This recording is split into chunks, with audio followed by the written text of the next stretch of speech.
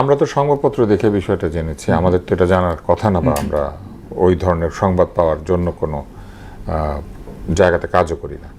পত্রিকাগুলি এটি ছেপেছে, পত্রিকাগুলি যেভাবে ব্যাখ্যা করেছে তার মধ্যে আমি ইত্তেফাক দেখেছি, বাংলাদেশ প্রতিদিন দেখেছি, কালের কণ্ঠ দেখেছি, প্রথম আলো, বিডি নিউজ, অনেকেই করেছে। সেখানে যেভাবে বলা হয়েছে যে বাংলাদেশিদের ব্যক্তি ও প্রাতিষ্ঠানিক আমানত অনেক বেড়েছে, মানে এটা প্রায় 41%।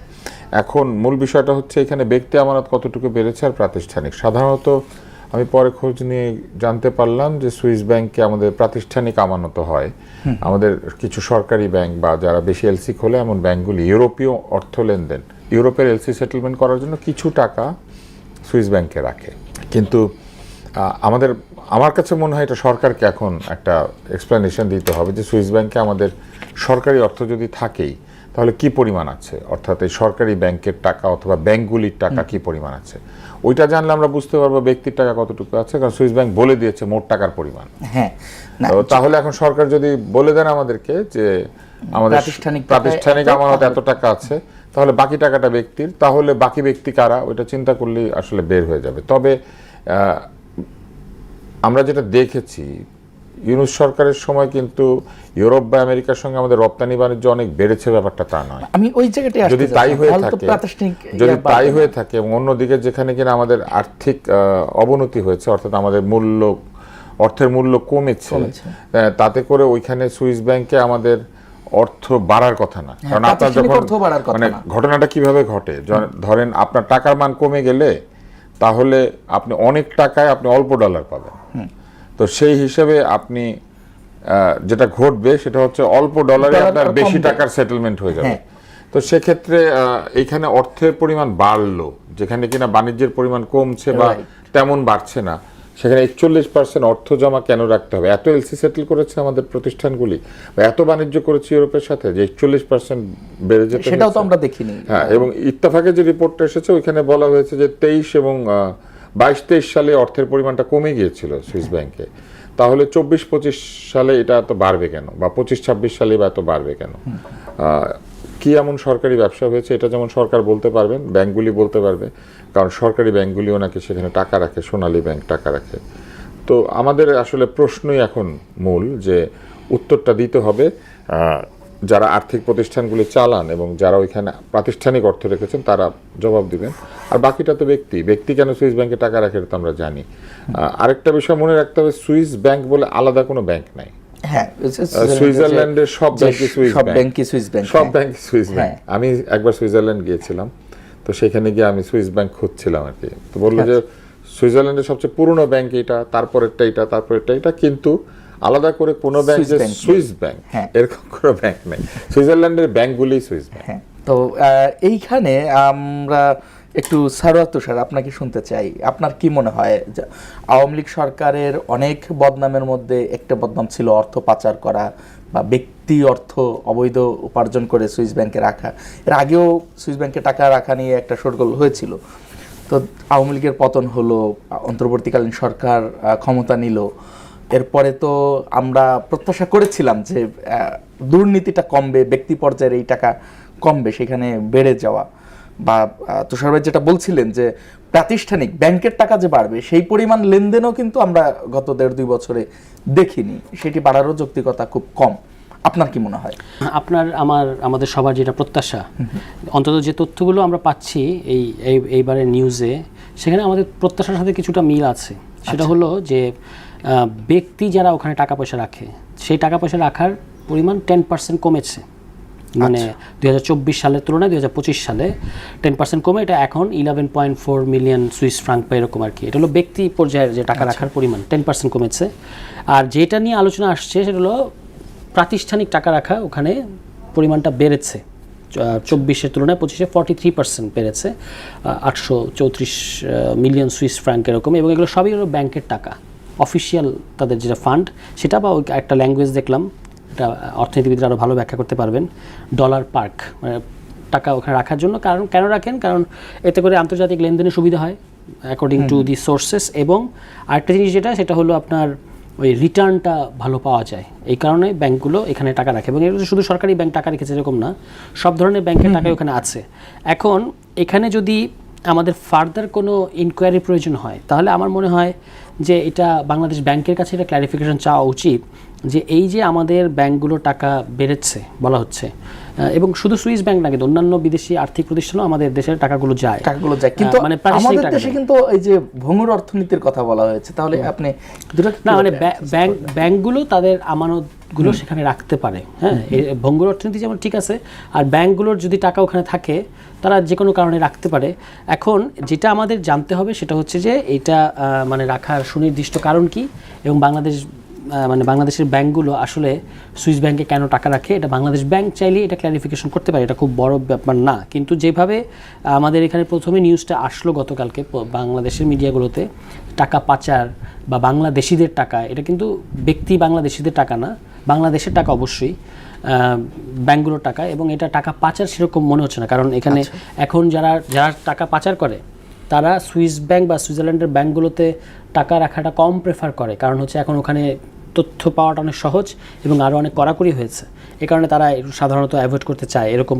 তারা ওভারঅল তথ্য দেয় কিন্তু ব্যক্তি পর্যায়ের তথ্য সম্ভবত দেয় না, আমি যতদূর। হ্যাঁ, মানে আপনি যদি তথ্য চান যে ইন্ডিভিজুয়াল বাংলাদেশিদের টাকার কি পরিমাণ টাকা এখন আছে, সেই তথ্যটা তারা আপনাকে দেবে। এই জন্য এখন অনেকে মানে যারা পাচার টাচার করে তারা আসলে এখন এটাকে কম প্রেফার করে বলে এরকম খবরে আছে। এখন এখনকার যে ইস্যুটা, এটা আসলে প্রাতিষ্ঠানিক এবং একটা নিয়মতান্ত্রিক বিষয়, বাকিটা বাংলাদেশ ব্যাংকের বা ব্যাংকগুলোর উচিত আমাদের যেহেতু ফার্দার একটা কনফিউশন তৈরি হচ্ছে এখানে, পরিষ্কার করা যে হ্যাঁ আমরা টাকা রেখেছি এবং এই পারপাজে আমাদের টাকাগুলো ওখানে আছে। বা যদি এটা মানে সমস্ত বৈধভাবে ব্যাংকের প্রাতিষ্ঠানিক টাকা যদি থাকে, আমাদের এখন দেশের যে অর্থনৈতিক অবস্থা, তাতে সেই টাকাগুলো আনলে আমাদের অর্থনীতির মঙ্গল হবে কিনা, নাকি যেহেতু ব্যাংকগুলোর এই সিদ্ধান্ত নেবে যে তাদের টাকা কোথায় থাকবে না থাকবে, আনলেই তো অর্থনীতি মঙ্গল হয়ে যায় না? ব্যাপারটা তো অর্থনীতি তো আর এভাবে কাজ করে না। একটা ব্যাংকের মানে দায় এবং সম্পদ, এটার ডিস্ট্রিবিউশনে তাদের নিজস্ব পলিসি থাকে।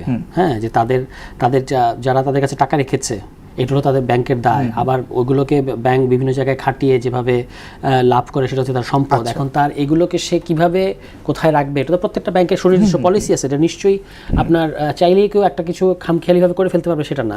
আমি ব্যাংকিং পলিসির কথাই জিজ্ঞেস করি। ঠিক আছে, সেটা তো ধরেন এটা সংশ্লিষ্ট ব্যাংকগুলো কিংবা বাংলাদেশ ব্যাংকের তারা বলতে পারবে যে যদি তারা মনে করে যে এই মুহূর্তে এই টাকাগুলো, যেমন ধরেন আপনার এই যে 834.2 মিলিয়ন সুইস ফ্রাঙ্ক, যেটা 43% বৃদ্ধি, এটার 90% হচ্ছে কমার্শিয়াল ব্যাংকগুলোর টাকা। মানে এই পরিমাণের 98.6, মানে বাকি থাকে কত 1.4% হলো ব্যক্তি টাকা, আর 98.6% হলো আমরা কমার্শিয়াল ব্যাংকের টাকা। তাই এই কমার্শিয়াল ব্যাংকগুলোর টাকা তারা ব্যাংকগুলো যদি মনে করে যে তাদের এখন প্রয়োজন, তাদেরই তো টাকা, তারা তো মানে প্রাতিষ্ঠানিক কিংবা বৈধ প্রক্রিয়া আনতেই পারে টাকা। ধন্যবাদ আপনাকে। আব্দুল নূর ভাই, পুশিন নিয়ে অনেক আলোচনা হচ্ছে, একটি অস্থিরতা বিরাজ করছে। এর মধ্যে ভারতে নিযুক্ত ইসরায়েলের রাষ্ট্রদূত রিউভেন আজার বলেছেন যে বাংলাদেশে হামাসের তৎপরতা তথ্য তাদের কাছে আছে, এজন্য ইসরায়েল নজরদারি করছে। ব্যাপারটি আপনি কিভাবে দেখছেন? আচ্ছা, আসেন আমরা আগের সুইস ব্যাংকের ইস্যুটা একটু আলাপ করি। প্রথম হচ্ছে সুইস ব্যাংকে লাভের জন্য টাকা কেউ রাখে না। সুইস ব্যাংকে সাধারণত 0.01% থেকে সর্বোচ্চ 1.5% ইন্টারেস্ট দেয়। আচ্ছা, তো সুইস ব্যাংকে যারা টাকা রাখে তাদের টাকা আসলে লাভের জন্য কেউ রাখে না। ইন্টারেস্ট রেট অনুযায়ী বা লাভ অনুযায়ী এটা এত লো যে এটা খরচ তার চেয়ে বেশি ওই টাকা রাখার। লোকে সুইস ব্যাংকে টাকা রাখে মূলত দ্রুত সেটেলমেন্ট করার জন্য, কুইক পেমেন্টের জন্য, অথবা তার টাকা যেন কেউ হাত দিতে না পারে। মানে আপনি একবার সুইজারল্যান্ডে টাকা ঢুকালে আপনি ছাড়া ওই টাকা বের করার কোনো উপায় নেই। তো সেই জন্য তো আমাদের প্রতিষ্ঠানগুলি টাকা রাখে, যেটা আমি বলেছি, সেটা হচ্ছে এলসি সেটেল করা, পেমেন্ট সেটেল করা, এইসবের জন্য। এবং ডলার পার্ক করার জন্য আসলে এর চেয়ে ভালো জায়গা আছে। কিন্তু এখানে যেটা তারা খোলে, এটা এক ধরনের নস্ট্রো অ্যাকাউন্ট মেনটেন করে। মানে এটা হচ্ছে যে লেনদেনের অ্যাকাউন্ট, টাকা ঢুকবে বেরোবে, এই জন্য কিছু টাকা সেখানে রেখে দেয় দ্রুত সেটেলমেন্ট। তো সেইটাই আমার জানার ইচ্ছা বা আগ্রহ যে বাংলাদেশ এত কি ব্যবসা করেছে ইউরোপের সাথে যে তার টাকা ইউরোপে বেশি জমা রাখতে হয়েছে বা সুইস ব্যাংকে রাখতে হয়েছে। তো এটার উত্তর বাংলাদেশ ব্যাংক দিবে অথবা নির্দিষ্ট ব্যাংকগুলি দিবে। বাংলাদেশের সরকারি ব্যাংকের মধ্যে সবচেয়ে বেশি টাকা নাকি রাখে সোনালী ব্যাংক। তো তাহলে সোনালী ব্যাংক বলবে কত টাকা রেখেছে বা সরকারি টাকা কত রেখেছে, প্রতিষ্ঠান কত টাকা রেখেছে। আর এর বাইরে যা পুরাটাই তো ব্যক্তির।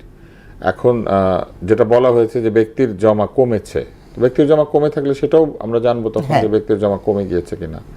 কিন্তু আমার কাছে মূল জায়গাটা যেটা মনে হয়েছে সেটি হচ্ছে যে একদিকে বলা হয়েছে অর্থনীতি ভঙ্গুর, অর্থনীতি চলছে না, তারপরে আমাদের আমদানি কমেছে, রপ্তানিও কমেছে। হ্যাঁ, তো আমদানি ও রপ্তানি দুইটাই যদি কমে এক অর্থে অন্যান্য বছরের তুলনায়, তাহলে ওইখানে বেশি টাকা রাখতে হবে কি কারণে? মানে আপনার লেনদেন কম, সেটেলমেন্ট করছেন, অথচ বেশি টাকা নিয়ে ওইখানে রাখছেন কেন? এটা নিশ্চয়ই জানতে হবে। এছাড়া আর কিছু আমার জানার নাই, বা আমাদের কারোই জানার নাই, কারণ পুরোটাই আমরা সংবাদপত্র থেকে জানছি অথবা নিজেরা একটু খুঁজে টুজে জানার চেষ্টা করছি। এরপরে যে প্রশ্নটা করেছেন হামাস, আমি যখন ছোট, আমরা ইউনিভার্সিটিতে পড়ি মাত্র, তখন ইন্টারন্যাশনাল হোস্টেল আছে না ঢাকা বিশ্ববিদ্যালয়ে, তখনও সেইখানে হামাস অ্যাক্টিভিস্টরা পড়তে আসতেন। প্যালেস্টাইনিরা প্রচুর বাংলাদেশে পড়তে আসতেন, এখনও আসেন, হ্যাঁ, বিভিন্ন দেশ থেকে আসেন তারা। এবং আমাদের এখানে যে এশিয়ান ইউনিভার্সিটি ফর ওমেন আছে, উইমেন আছে, সেখানে তারা আসেন, তারপরে বিভিন্ন জায়গা থেকে আসেন। সেরকম আমাদের ঢাকা ইউনিভার্সিটিতে পড়তে আসতেন। আমি শুনেছি এখন মেডিকেলেও তারা পড়তে আসেন, বাট আমাদের সময় সেটা অত ছিল না, ডেন্টালে ছিল, সরকারি মেডিকেলে ছিল না। কিন্তু তখন আমি আমাদের লিফটে দেখতাম যে আমাদের লিফটের মধ্যে হামাসের স্টিকার আছে। কারণ হামাসকে সন্ত্রাসী সংগঠন এটা তো ভারত মনে করতে পারে বা ইসরায়েল মনে করতে পারে, কিন্তু বাংলাদেশ তো আর তাকে সন্ত্রাসী সংগঠন মনে করে না। ফলে এইখানে অ্যাক্টিভিটি বাড়ছে মানে কি, এটা মানে আমি ঠিক বুঝি নাই আসলে। কারণ আমি তো তখনই দেখেছি, অত বছর আগে তারা স্টিকার লিখতো যে হামাস একটি বিশ্বাস, তারা লিখতো আর কি। তো আমি ঠিক জানি না এটা তাই কেন, মানে তারা যে নজরদারির কথা বলছে, এইটা কূটনৈতিকভাবে বাংলাদেশে এটা নজরদারি করার কি আছে? তারা ওপেনলি এখানে পড়তে আসেন, সেখানে যারা প্যালেস্টিনিয়ান আসেন তারা অনেকে ওই সংগঠনটার মেম্বার থাকেন। এটা আমি তখন দেখেছি ইন্টারন্যাশনাল হোস্টেলে আমি নিজে দেখেছি। এটা কিন্তু এখনকার কথা না, এটা 89, 90, 91 সালের কথা। তো এতদিন পরে এসে নজরদারিতে আছে, তো এত বছর ধরেই তাহলে নজরদারিতে আছে। আমার প্রশ্নটা সেইটা, I am not taking any part, মানে আমি কারো পক্ষ নিচ্ছি না, কিন্তু প্রশ্নটা হচ্ছে যেটা 89, 90 সালে আমি দেখেছি, এটা আবার নতুন করে নজরদারিতে এটা বলার কি? কিন্তু এই কথাটা বলা এখন কূটনৈতিক শিষ্টাচার, তারা বলতেই পারেন, এটা শিষ্টাচারের কিছু নাই। এক একটা দেশে তারা কিছু নিয়ে উদ্বিগ্ন হলে বলতে পারেন, আমরাও বলতে পারি না? আমরাও ওখানে যদি কোনো কিছু এরকম আপত্তিকর জিনিস দেখে আমরাও বলতে পারি। ওনাদের কাছে আপত্তিকর মনে হয়েছে, ওনারা বলেছে, আমাদেরও মনে হলে আমরা বলবো। আচ্ছা, জি, ধন্যবাদ আপনাকে সারোয়ার তুষার।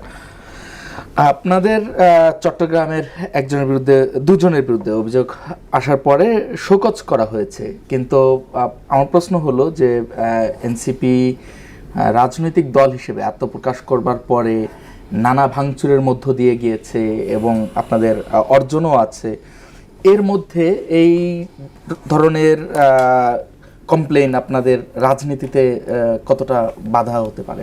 না, শোকজ আর অভিযোগ দুটো আলাদা। আমি একটু ব্যাখ্যা করি। সেটা হলো যে একটা চট্টগ্রামের আমাদের একজন নেতার বিরুদ্ধে একটা অভিযোগ এসেছে, খুব গুরুতর অভিযোগ, এবং এটা আমরা আটমোস্ট সিরিয়াসনেসের সাথে 3 দিন, এবং যিনি অভিযোগ করেছেন তাকেও এটা আশ্বস্ত করা হয়েছে। তার সাথে একটা তদন্ত কমিটি তারা কথা বলেছেন যে আমরা এটা 3 দিনের মধ্যে, মানে এটা বলেছেন আরও একদিন আগে, যে আমরা 3 দিনের মধ্যে এটার ব্যাপারে একটা রিপোর্ট এনসিপিকে দিব। আচ্ছা, তো এটা হলো কেন্দ্রের সাথে ওই যে যিনি অভিযোগ করেছেন তার যোগাযোগ।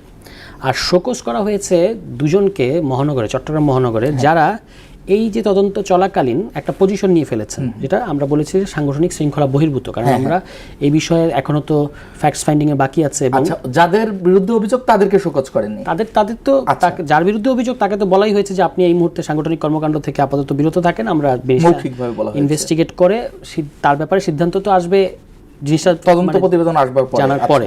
আর যারা এটাতে অলরেডি মহানগরের দুজন দায়িত্বশীল আহ্বায়ক এবং সদস্য সচিব, তারা তো একটা পজিশন নিতে পারে না যখন আপনার একটা জিনিস অনগোয়িং প্রসেসের মধ্যে আছে। সে কারণে তাদেরকে শোকজ করা হয়েছে যে আপনারা সাংগঠনিক শৃঙ্খলা ভঙ্গ করেছেন। মানে তারা অলরেডি একটা পজিশন নিয়ে একটা মতামত ব্যক্ত করেছে সোশ্যাল মিডিয়ায়, যেটা আমরা মনে করেছি যে এই ঘটনাটার যে গ্র্যাভিটি সেটার সাথে সাংঘর্ষিক, এই কারণে তাদেরকে শোকজ করা হয়েছে। তারা আলাদাভাবে জবাব দেবে, সেটা আমাদের কাছে সন্তোষজনক মনে হলে তারপর সেটা বিবেচনা করা হবে। আর অভিযোগ আলাদা, মানে দুটো আলাদা প্যারালাল আর কি, যদিও একই ঘটনাকে কেন্দ্র করে। আর একটা লিভিং অর্গানাইজেশনে এই ধরনের অভিযোগ তো আসতেই পারে। হ্যাঁ, এই অভিযোগ আসতে পারে। আপনাকে দেখতে হবে যে পার্টি এটা কগনিজেন্সে নিয়েছে কিনা এবং সর্বোচ্চ গুরুত্ব দিয়ে দেখছে কিনা। তিনি আমাদেরকে বলেছিলেন যে, মানে যিনি ভিকটিম বা যিনি অভিযোগ করেছেন, তিনি বলেছেন যে আমি এটার একটা নিদান চাই অবশ্যই তার জায়গা থেকে। আমরা তাকে আশ্বস্ত করেছি এবং তিনি বলেছেন মানে 3 দিনের মধ্যে রিপোর্ট দেওয়ার কথা, কিন্তু ইন দ্য মিন টাইম তিনি আবার সংবাদ সম্মেলন করেছেন, সেটা করার অধিকার হয়তো তার আছে। আর আমাদের দিক থেকে আমরা যেটা ফ্যাক্টস ফাইন্ডিং রিপোর্ট, এটা আগামী কালকের মধ্যেই 3 দিন হবে। আচ্ছা, না এটা খুবই মানে আপনি যেভাবে বললেন যে আসতেই পারে একটি রাজনৈতিক দল, মানে আসাটা উচিত না ডেফিনেটলি, কিন্তু এটা তো সংগঠন যে কোনো ধরনের অভিযোগ আসে। আমি একটু বলি, ব্যাখ্যা করি, মানে কথাটা আবার ভুল বোঝাবুঝি থাকতে হতে পারে। আমার বলার যেটা ছিল, যেহেতু একটা সংগঠনে অনেক মানুষ, ফলে একটা লিভিং অর্গানাইজেশনে মানে অভিযোগ আসবে, আসে না, আমরা চাই না আসুক, কিন্তু আসে, এটাই স্পষ্ট। আমার প্রশ্ন হলো যে অনেকেই বলছে, এবং সামাজিক যোগাযোগ মাধ্যমে স্বাভাবিকভাবে আপনাদের দিকে অনেকেরই দৃষ্টি থাকে, এটি নিয়ে আলোচনা সমালোচনা হচ্ছে যে এটি একজন সাহস করে অভিযোগ করেছেন, সংবাদ সম্মেলন করেছেন কারণে সামনে এসেছে। আপনাদের মধ্যে এরকম আরো ঘটনা আছে কিনা যেগুলো মানে এরকম বা একজন মানুষ এনসিপিতে যোগ দিবে, সে নিজের নিরাপত্তাটা কতটুকু নিশ্চিত? দেখেন, আমি একটা জিনিস বলি, বিশেষ করে নারীরা, আমাদের একটা রাজনৈতিক দল গড়ে তোলা খুব সহজ বিষয় না। আর যে অভিযোগটা এসেছে এটা অত্যন্ত গুরুতর এবং স্পর্শকাতর অভিযোগ। ফলে আমরা যদি পলিটিক্যাল স্কোরিং করার জন্য এরকম বলি যে এরকম নিশ্চয়ই উনি সাহস করে বলেছেন, অন্যরা বলতে পারছে না, এরকম আরো হাজার হাজার ঘটনা আছে, তাহলে জিনিসটা অতিরঞ্জিত হবে এবং একটা ইনজাস্টিস হবে কার প্রতি? এনসিপির প্রতি। আপনার রাজনৈতিক বিরোধিতা, মানে যারা এই কথা বলছে, আমি তাদের উদ্দেশ্যে বলছি, আপনার রাজনৈতিক বিরোধিতার সমালোচনা এনসিপির প্রতি থাকতেই পারে, বাট হোয়েন আপনি সমালোচনা করছেন, যখন আপনি ইভেন সমালোচনাও করছেন, তখন আপনাকে ফ্যাকচুয়াল এবং মানে আমি বলবো যে প্রপার থাকা উচিত। ওই যে নিশ্চয়ই উনি সাহস করে বলেছেন, এমন তো না যে তাকে অনেক থ্রেট করা হয়েছে, আপনি এটা বলবেন না। আমি নিজেই তো বললাম যে তিনি মনে করেছেন তার সংবাদ সম্মেলন করা উচিত, তিনি সংবাদ সম্মেলন করে জানিয়েছেন। ইন দ্য মিন টাইম আমরা আবার ইনভেস্টিগেট করছি। ফলে এটা অবশ্যই এরকম ঘটনার অভিযোগ আসলে এটার সর্বোচ্চ গুরুত্ব দিয়ে দেখা হবে। আর নারীদের নিরাপত্তার কথা বলছেন যে আপনি, আমাদের পার্টিতে আমার ধারণা, নতুন পার্টি হিসেবে আমাদের মূল পার্টি নারী শক্তি, যুব শক্তি, ছাত্র শক্তি, শ্রমিক শক্তি মিলিয়ে বিপুল সংখ্যক নারী, এবং জেলা এবং মহানগর পর্যায়ে তো বটেই, বিভাগীয় পর্যায়গুলোতে বিপুল সংখ্যক নারী নেত্রী, সংগঠক, কর্মী সবই আছে। এবং তাদের সাথে জিজ্ঞেস করতে পারেন তাদের এক্সপিরিয়েন্সগুলো, যে এই পার্টিতে তারা কমফোর্ট ফিল করে কিনা এই পার্টি করে। আমার মনে হয় যে তাদের দিক থেকে এটা করে। স্পষ্ট করেছেন। আমি অর্থনৈতিক আলোচনায় আবার আসতে চাই। আব্দুল তুষার ভাই, বিডার চেয়ারম্যান আশিক চৌধুরী, তিনি অন্তর্বর্তীকালীন সরকারের সময় যখন দায়িত্ব গ্রহণ করেন, অনেক স্বপ্ন দেখিয়েছিলেন যে অনেক বিদেশি বিনিয়োগ আসবে আমাদের দেশে। সম্প্রতি তিনি বলেছেন যে আমরা দেশীয় ইনভেস্টের উপরেই নির্ভর করতে চাই। তো আমার প্রশ্ন হলো, যেখানে আমাদের দেশীয় অর্থনীতির যে ভঙ্গুর অবস্থা নিয়ে আলোচনা হচ্ছে, বা আমরাও বুঝতে পারছি যে নানা ধরনের একটা অর্থনৈতিক স্টেবিলিটি নেই, নড়বড়ে, সেই অবস্থায় আমাদের দেশীয় বিনিয়োগ দিয়ে আসলে কতটা সক্ষমতা অর্জন করা সম্ভব? উনি যেটা বলেছেন ওইটা তো ওনাকে ডিফেন্ড করতে হবে। তবে উনি প্রথমে তো এসেছিলেন বিদেশি বিনিয়োগ আনবেন এই কথা বলে, তারপর উনি দাবি করেছিলেন উনি 3100 কোটি টাকা বিনিয়োগ এনেছেন, যার বিপরীত উনি মাত্র 1.5-2 কোটি টাকা খরচ করেছেন।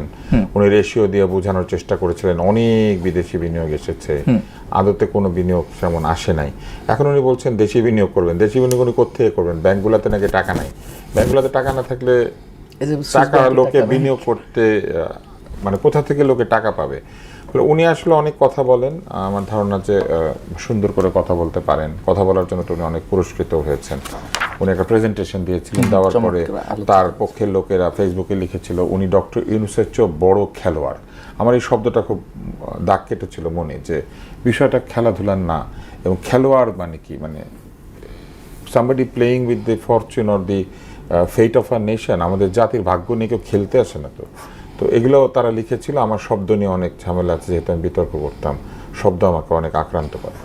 তো এখন আমার যেটা মনে হচ্ছে যে উনি বলছেন যে দেশ থেকে উনি বিনিয়োগ করাবেন মানুষজনকে দিয়ে। সেই বিনিয়োগকারীরা কারা তারা বিনিয়োগ করবে? সেই বিনিয়োগ এতদিন উনি কেন চান নাই? বা বিনিয়োগ করার পরিবেশকে আসলে তিনি নিশ্চিত করতে পেরেছেন?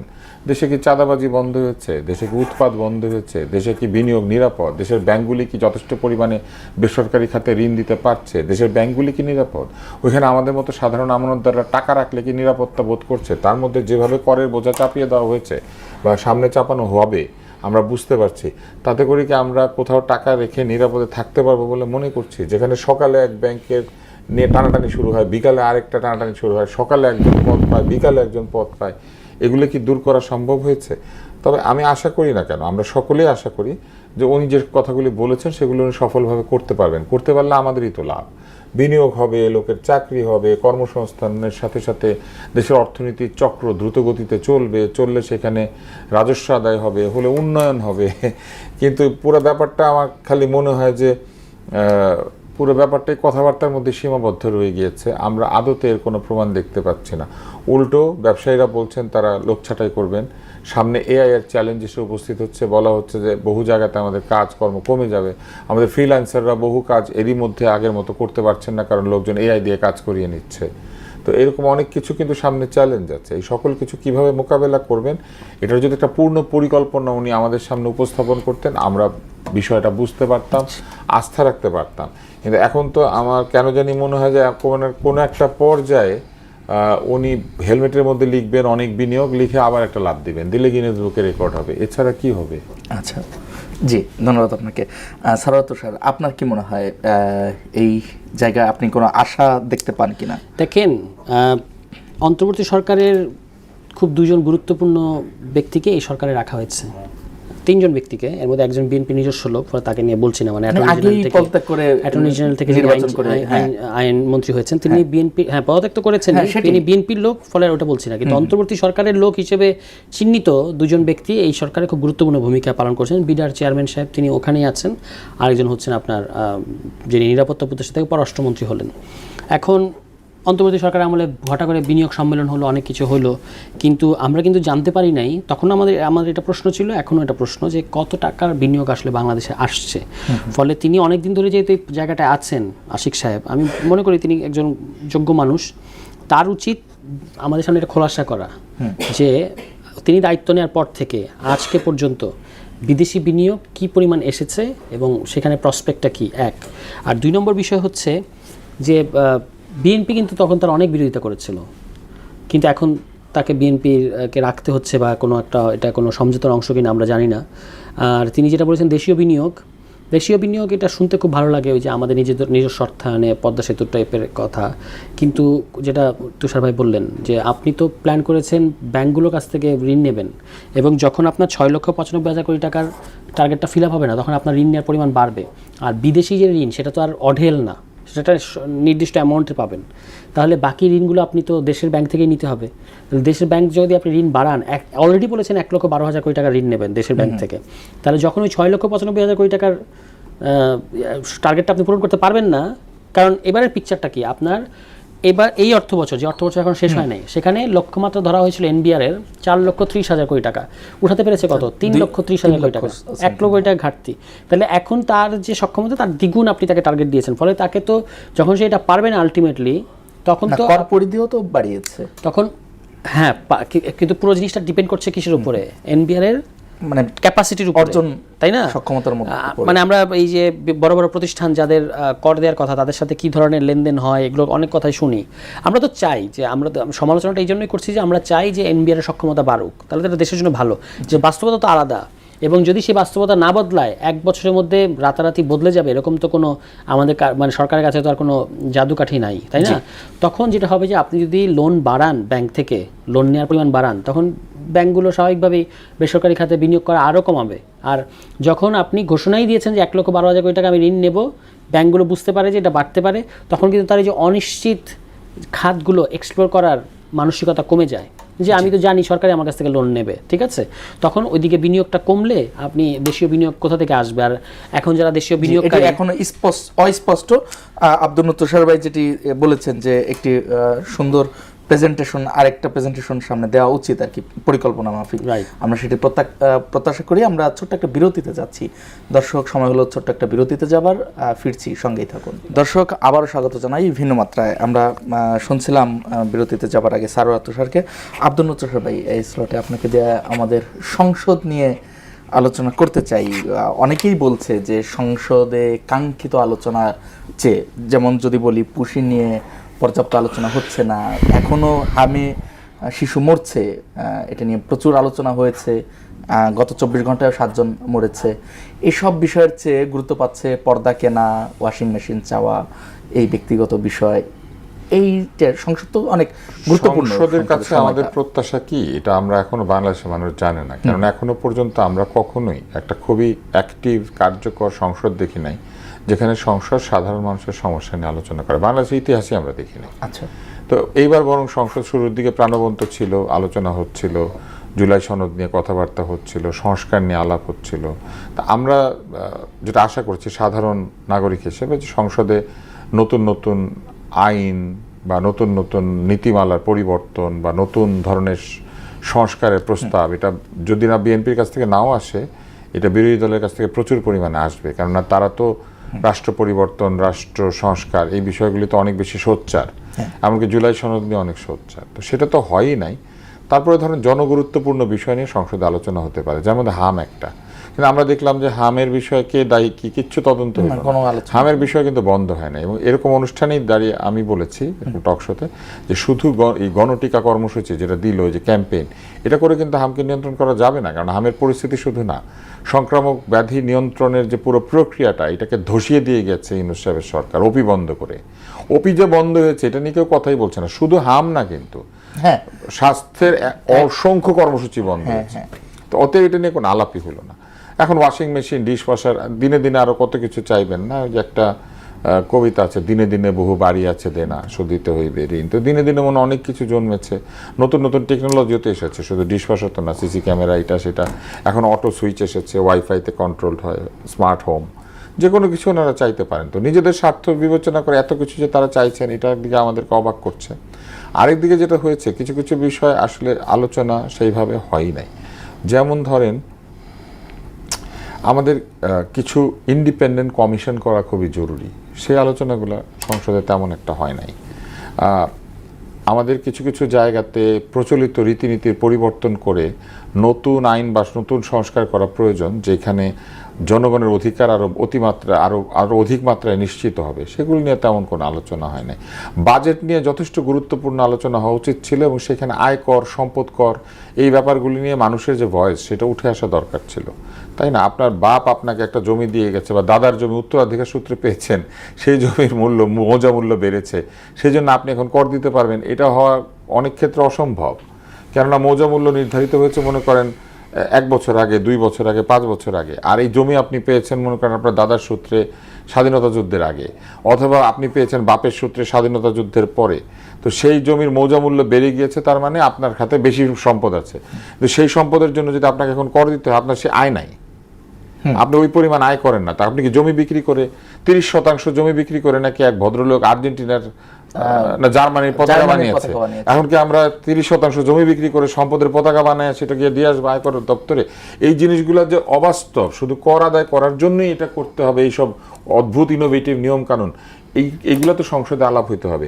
কর ব্যবস্থাটাকে প্রস্তাব করে কিন্তু আসলে সরকারের কাছে এনবিআর এর লোকজনই গিয়ে সরকারকে বুঝায় যে এইভাবে করলে স্যার বেশি কর আদায় হবে, এবং এটা নিয়ে আলোচনা চলে। তাহলে রাজনৈতিক সরকারকে বা বিরোধী দলকে বুঝতে হবে যে তারা যে প্রস্তাবটা দিয়েছেন জনগণের কাছে এটা কতটুকু গ্রহণযোগ্য হবে, তাহলে ওই জায়গাটা নিয়ে আলাপ হতে পারতো না, কিন্তু সেটা কিন্তু আলাপ হয় নাই। তো এরকম অনেক জায়গা আছে যেগুলি নিয়ে কোনো আলাপ হচ্ছে না। এই জায়গাগুলি পরিষ্কার না হলে মানুষ 3 মাসের মধ্যে কর দিতে হবে। আয়কর যারা দেন, ওই লয়াররা পর্যন্ত ভালো করে বুঝতে পারতেছেন না আসলে কি করতে হবে এবং করতে হবে না, মানে যারা হিসাব করে। আর আমাদের মতো অল্প টাকা যাদের আছে, তারা তো আসলে আমরা বুঝতে পারতেছি না যে কোনটা সম্পদ। অদ্ভুত একটা ব্যাপার বলা হয়েছে, উপহার হিসেবে আপনি কিছু পেলে ওটার মূল্য দিতে হবে। আমাদের সমাজে না, শুধু সারা দুনিয়াতে উপহারের মূল্য ছিঁড়ে দেয় লোকে, তাই না? তো আমি উপহার পেয়েছি, এখন কোন উপহারটার মূল্য আমি আসলে দিব? মনে করেন আমি যদি এখন একটা সারোয়ার তুষারকে পাঞ্জাবি কিনে দিই, আজকাল ঢাকা শহরে পাঞ্জাবি পাওয়া যায় 26,000 টাকা দামের। এই 26,000 টাকা দামের পাঞ্জাবি, একটা দোকান আছে ওখানে নাকি আরো বেশি 70,000 টাকা দামের পাঞ্জাবি নাকি পাওয়া যায়। জীবনে আমি এগুলো গায়ে দিই, আমি জানি না, আমি শুনেছি। তো এই 70,000 টাকা দামের যে পাঞ্জাবি পাওয়া যায়, সারোয়ার তুষারকে কেউ ভালোবেসে দিয়ে গেল, এখন এটা সম্পদ হিসেবে বিবেচিত হবে কিনা, ওই টাকাটা সে ঘোষণা করবে কিনা আয় হিসাবে, ওটার উপর কর দিবে কিনা, এটা একটা বিষয়। সোনা দানা, এরকম হলে ভাই আমাকে পাঞ্জাবি দিলেও তো নেব না। হ্যাঁ, তারপর ধরেন স্বর্ণ উপহার দেয়। এইবার আমি আপনাকে বলি, কয়েকদিন আগে এক চ্যানেলের মালিক স্বর্ণের কলস উপহার দিয়েছেন একজন নায়িকাকে। আর এই নায়িকার এই স্বর্ণের কলস ওজন কত, সেই কি এটার জন্য কর দিবে কিনা, দিলে কতটুকু দিবে, এখন এইটার উপহার মূল্য আসলে কত?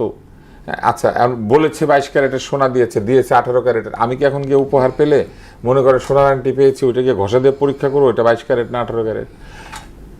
মানে এই জায়গাগুলো যে কতটা অবাস্তব, এই অবাস্তব জায়গাগুলি মানুষকে এখন দেওয়া হয়েছে। মানুষ এখন কি করবে? বছরে কি 3 মাস ব্যস্ত থাকবে তার এই কি পেলো না এটা গোনাগুনতি করার জন্য? বরং এই কর আদায়কে আরও সহজতর করা যেত যদি মানুষকে বোঝানো যেত যে তার আয়ের উপরে যুক্তিসঙ্গত কর আরোপিত হচ্ছে, এটা যদি সে শুরুতেই দিয়ে দেয় তাহলে সে উপকার পাবে।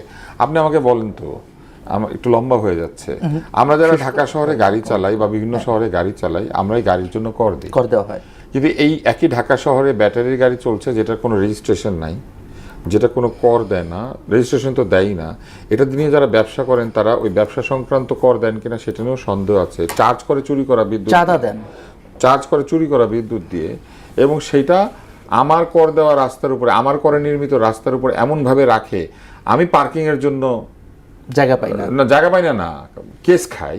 আচ্ছা, তো সে যে রং পার্কিং করে সে কোনো কেসও খায় না, তাকে যে কেস দিবে সেটা কোনো নাম্বার নেই। আজকে আমি আকিজ আমদানিকৃত একটা 3 হুইলার দেখেছি, তারা সেটা আমদানি করেছে, বিদেশ থেকে ব্যবসা করছে, অথচ এটার কোনো রেজিস্ট্রেশন নাই, এটার পিছনে কোনো নাম্বার নাই। কয়েকদিন আগে আমি একটা সরকারি গাড়ি দেখেছি যেটার পিছনে লেখা আছে চেসিস নাম্বার এত। আপনি আমাকে বলেন তো, চেসিস নাম্বার পরীক্ষা করার কোনো সুযোগ আছে এতে কারো পক্ষে? মানে নাম্বার প্লেটের জায়গায় চেসিস নম্বর লেখা আছে চেসিস নাম্বার এত এত এত। আচ্ছা, চেসিস নাম্বার কারো মানে গাড়ির আইডি হইতে পারে, এটা চেসিস নাম্বার এত। মানে আপনি মনে করেন একটা গাড়ি দুর্ঘটনা ঘটিয়েছে, সেই গাড়ির মতো গাড়ি ঢাকা শহরে 2000 আছে, এখন সেই গাড়িটা মনে করেন চেসিস নাম্বারটা খুলে রেখে দিল। কার পক্ষে সম্ভব বনেট খুলে চেসিস নাম্বার দেখবে? পুলিশ দাঁড় করে রাস্তায় রাস্তায় বনেট খুলে চেসিস নাম্বার পরীক্ষা করবে? আর আমি যখন অভিযোগ করতে যাব, আমি লিখলাম চেসিস নাম্বার এত আমাকে ধাক্কা দিয়ে গিয়েছে, এইটা পুলিশ কি করে বাইর করবে কোন গাড়ির চেসিস নাম্বার কোথায় আছে? ওটা তো এখনো রেজিস্ট্রেশন হয় নাই। এই জায়গাটা সরকার রেজিস্ট্রেশনই হয় না। নজর দেওয়া দরকার। মানে এইগুলা হচ্ছে বাংলাদেশে চোখের সামনে। আপনি একদিকে বলবেন যে মানুষের কাছ থেকে এই সিস্টেম সেই সিস্টেম করে, মানে আধুনিক করে মানুষকে আমি কর নিব, আমি কর দিয়ে যদি এই দেখি রাস্তার মধ্যে, তা আমি কি কারণে কর দিব? ওয়াই? আমার টাকা দিয়ে আপনি এআই এর ক্যামেরা কিনে আমাকে জরিমানা করছেন, অথচ এআই এর ক্যামেরার সামনে দিয়ে ব্যাটারি রিক্সাগুলো চলে যাচ্ছে আমার গাড়িকে ধাক্কা দিয়ে, তার কোনো জরিমানা হচ্ছে না। Why would I pay the tax? আচ্ছা, জি, আমরা মিরপুর শহরে, এই মিরপুরের এই উপশহরে মোহাম্মদপুরে সবচেয়ে বেশি ব্যাটারি রিক্সা। কি কারণে? শুধু ব্যাটারি রিক্সা না, পুরা 1 নম্বর মিরপুর 1 নম্বর সার্কেল থেকে শুরু করে একেবারে শাহালির মাজার পর্যন্ত ওই রাস্তাটা অলমোস্ট একটা সাইডে 200 ফিট, তার মধ্যে 150 ফিট দখল করে নিয়েছে হকাররা। আমি পৌর কর দেই কি হকার দেখার জন্য? ওখানে বাজার আছে না সিটি কর্পোরেশনে, আমি ওখান থেকে যাওয়ার সময় যে প্রত্যেক দিন জ্যামে আটকে থাকছে, আমার যে সময় অপচয় হচ্ছে, সেই সময়ের মূল্য তো ডেফিনেটলি ওই হকারের সময়ের চেয়ে বেশি। সারোয়ার তুষার যদি আজকে একটা ইউনিভার্সিটিতে পড়ায়, তার সময়ের মূল্য আর যে হকার ওইখানে ব্যবসা করছে তার সময়ের মূল্য কি এক? সে জায়গা মতো গিয়ে পৌঁছাতে পারতেছে না ওই হকার রাস্তা দখল করে রাখার জন্য। Of course there should be rule of law, but rule of law should be equal for all. আপনি যে লোকটা সমাজে বেশি কন্ট্রিবিউট করছে তার রাস্তা বন্ধ করে রেখে আপনি যদি বলেন যে আমি এখন দরিদ্র উদ্ধার করছি, দরিদ্র উদ্ধার করার জন্য জায়গা আছে, আপনি সেখানে নিয়ে যাবেন তাদেরকে, সেইখানে আপনি তাদেরকে থাকতে দিবেন। হকারের কাছ থেকে জিনিস কেনার জন্য আমরা পয়সা খরচ করে ওখানে যাবো, কারণ এখানে সস্তায় জিনিস পাওয়া যায়।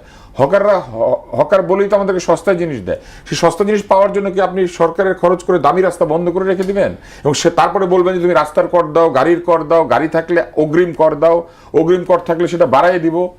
আচ্ছা, জি, সরকার নিশ্চয়ই এই বিষয়গুলো বিবেচনা করবে। আমরা একটু সারওয়ার তুষারকে শুনি। সারওয়ার তুষার, সংসদে আপনারা যাদের সঙ্গে আছেন, বিরোধী জোটের সঙ্গে, তো বিরোধী জোট নির্বাচনের আগে নানা সময় নানাজন বলেছে যে আমরা যদি জনগণ সুযোগ দেয় এমপি নির্বাচিত হই, সরকারি সুযোগ সুবিধা নেব না, বা এরকম অনেক কিছুই নতুন বলেছে যেগুলোতে জনগণ আশ্বস্ত হয়েছে। কিন্তু এখন দেখছি তারাই বেশি কিছুদিন পর পর যে সুবিধা চাচ্ছে নিজস্ব, এটাকে আপনি কিভাবে দেখছেন? যে ঘটনাটা কেন্দ্র করে বললেন, ওই যে ওয়াশিং মেশিন আর পর্দার সম্ভবত সব মিলিয়েই সব তো চাওয়াই হয় কিছুদিন পর। মানে এটা খুবই আনফরচুনেট যে যেটা মাননীয় স্পিকার বলেছেন যে এটা হাউস কমিটিকে আপনি বলতে পারেন, আপ্যায়ন কমিটি আছে, হাউস কমিটি আছে, লাইব্রেরি কমিটি আছে, প্রত্যেকটা আলাদা আলাদা কমিটি আছে। যেহেতু এখানে প্রত্যেকটা সেকেন্ডের জন্য বাংলাদেশের জনগণকে পে করতে হয়, কাজে যখন ওই যে যিনি ফ্লোর নিচ্ছেন তিনি সরকারি দলের হন আর বিরোধী দলের হন, তাকে এটা মাথায় রাখতে হবে যে এটা জনগণের জন্য স্বার্থ রক্ষা করার জন্য আমরা এখানে এসেছি। জনগণের যেটা সমস্যা সেটা বলবো, আমাদের সমস্যা না। আমাদের সমস্যা থাকতে পারে একটা, যদি সরকার একটা অ্যালোকেশন থাকে সরকারি ওয়াশিং মেশিন, সেটা চাইতে দোষ নাই, কিন্তু সেটা হাউস কমিটির কাছে চান, এটা হচ্ছে আমার বক্তব্য। এবং এর পাশাপাশি আরও কিছু অপ্রয়োজনীয় কথা আসছে পার্লামেন্টে বোথ এন্ড থেকে। সরকারের দলকেও কিন্তু আপনাকে ছাড় দিতে পারবেন না। সরকারি দলের 2-3 জন আমরা বেশি কথা বলতে দেখি বলে বাকিরা যখন মুখ খোলার চান্স পায় তারাও কিন্তু আমাদের জন্য একটা বিব্রতকর পরিস্থিতি তৈরি করে। যেমন মাননীয় স্পিকার কিন্তু বারবার বিরক্তি প্রকাশ করলেন এই যে মুতা বিবাহ, ধরেন একজন সরকারি সদস্য তিনি মুতা বিবাহের প্রসঙ্গ তুলেছেন, এটা কি পার্লামেন্ট আলোচনার বিষয়? এবং পার্লামেন্টের একটা রেওয়াজ আছে, যিনি পার্লামেন্টে উপস্থিত নাই, যিনি এটা এসে কথা বলতে পারবেন না, স্পিকার তাকে নিয়ে আলাপ করা যাবে না, কিন্তু করেছেন। তাহলে তাকেও তো সতর্ক করার বিষয় আছে সরকারি দলের পক্ষ থেকে, কিংবা এই যে পর্দা স্পিকার সঙ্গে সঙ্গে হ্যাঁ আমি তো বলছি স্পিকার তো উভয় ক্ষেত্রে বলেছেন, ওই যে বিশেষত ওয়াশিং মেশিনের ক্ষেত্রে। আমার প্রশ্নটি ছিল যে নৈতিকতার জায়গায়, মানে এই প্রশ্ন সময় ক্ষেপণ সেটি তো তুষার ভাই বললেন বা ঠিক আছে, কিন্তু আমি বলছি যে নির্বাচনের আগে এক ধরনের কথা বলে জনগণকে আশ্বস্ত করা এবং নির্বাচিত হবার পরের যে এই ছোট ছোট বিষয়, এই জায়গায় নৈতিকতার জায়গায় ঠিক থাকে কিনা, বা জনগণ কিভাবে এরপরে আপনাদের কথায় বা এই বিরোধী জোটের কথায় আশ্বস্ত হবে? সেটাই বলছি যে বিরোধী দলের অনেক এমপি আছেন যারা নতুন, তাদেরকে বিরোধী দলের পক্ষ থেকে উচিত গ্রুমিং করানো, যে পার্লামেন্টে কোন ইস্যুটা তুলতে হবে, এবং তাদের একটা হোমওয়ার্ক থাকা উচিত যে এটা এখন গুরুত্বপূর্ণ ইস্যু, এই জিনিসটা আমরা তুলব। এবং কোন জিনিসটা আমার একটা ব্যক্তিগত, আমি যদি ধরেন আমি একটা বাড়িঘরহীন লোক, আমি একটা নতুন এমপি হয়েছি, তো যদি ন্যাম ভবনে আমার জন্য যে বরাদ্দ যে ফ্ল্যাট সেটা নিতে কিন্তু দোষ নাই। ঘটনা হচ্ছে সেখানে যে টুকিটাকে জিনিসপত্র লাগে এটা পার্লামেন্টে ফ্লোর নিয়ে বলার কথা না বা বলার জিনিস না, এই হলো বক্তব্য। এটা আপনি হাউস কমিটিকে বলবেন, এটা ইয়ে করবেন, তাই না? এটা মানে সম্ভবত উনি অনভিজ্ঞতার কারণে করেছেন। এবং এখানে একটা বিষয় ইম্পর্টেন্ট, সেটা হচ্ছে স্পিকার, মাননীয় স্পিকার খুব যথাযথই তাকে এটা বলেছেন যে আপনি এটা হাউস কমিটিকে বলেন, দ্যাটস ইনাফ। কিন্তু পরবর্তীতে আবার যে ওভার স্মার্টনেস দেখানোর চেষ্টা করলেন সরকারি দলের সংসদ সদস্য জনাব পার্থ সাহেব এমপি, এটাও ঠিক হয় না। ওটাও কিন্তু স্পিকার বিরক্ত হয়েছেন, বলেছেন যে এটা আপনি এক ধরনের অফেন্সিভ বক্তব্য, যে আমি কিনে দেবো, আপনার কাছে তো চায় নাই। এটা উনি এখানে চাওয়াটার প্রপার প্লেস না, কিন্তু চাইবেন তো সরকারের কাছে, রাষ্ট্রের কাছেই, সেটা ওই কমিটি বরাবর চাইবেন, কিন্তু প্রপার প্লেসে চায় না, সেটা যেমন ডিসকারেজ করা হয়েছে। আবার আপনি ওভার স্মার্টনেস দেখা থেকে বলবেন যে আমি ওয়াশিং মেশিন কিনে দিব, প্রধানমন্ত্রী ওটা কিনে দিবে, স্বরাষ্ট্রমন্ত্রী ওটা কিনে দিবে, এটাও আপনার বলা উচিত হয় না। এটা ডিসরেসপেক্ট দেখানো। তার অনভিজ্ঞতা আছে, দ্যাট আই আন্ডারস্ট্যান্ড বা দ্যাট উই আন্ডারস্ট্যান্ড, কিন্তু এই অনভিজ্ঞতার সুযোগ নিয়ে আপনি এখন তাকে নিয়ে হাসি ঠাট্টা তামাশা করবেন, এটাও কিন্তু খুব মানে যথাযথ হয় না। ফলে তাদেরও, যেহেতু পার্থ সাহেব আগেও পার্লামেন্টে ছিলেন, তার এই ব্যাপারটা বোঝা উচিত ছিল। এবং আমি যেটা বললাম, পরিমিতি বোধের অভাব কিন্তু সব দিক থেকেই আছে। এটা আমি মনে করি যে গ্রুমিং এবং সেই রকম প্রপার ডিরেকশন থাকা উচিত। আপনার কি মনে হয় সময়ের সঙ্গে সঙ্গে সংসদ প্রাসঙ্গিক হয়ে উঠবে? এই সমাধান সংসদ তো এখনো প্রাসঙ্গিক, সংসদ এখনো প্রাসঙ্গিক কেন? কারণ এটা অনেক দিন পরে একটা পার্লামেন্ট হয়েছে এবং সেখানে সম্প্রতি বাজেট দেওয়া হয়েছে, এখন সেই বাজেটের উপর আলোচনা হচ্ছে। বাজেট এখনো ম্যাক্সিমাম সংসদ সদস্য কিন্তু আলোচনা শুরু করেন নাই, তারা করবেন, এবং সেগুলো সমালোচনার ভিত্তিতে এই প্রপোজড বাজেটটাকে নিয়ে আবার একটা সংশোধিত বাজেট করা হবে। ফলে এরকম বলার কোনো, আমি মনে করি এখনো কারণ হয় নাই যে এটা পার্লামেন্ট প্রাসঙ্গিক না বা অপ্রাসঙ্গিক। পার্লামেন্ট অবশ্যই প্রাসঙ্গিক, সেখানে কিছু অ্যানোমালি আছে, বেশিরভাগ সংসদ সদস্যই নতুন, তারা শিখছেন, এবং আমি মনে করি যে এই সমালোচনাগুলো সেগুলো তাদেরকে সতর্ক করছে। ধন্যবাদ আপনাকে, ধন্যবাদ আব্দুল মুত্তাসির ভাই আপনাকেও।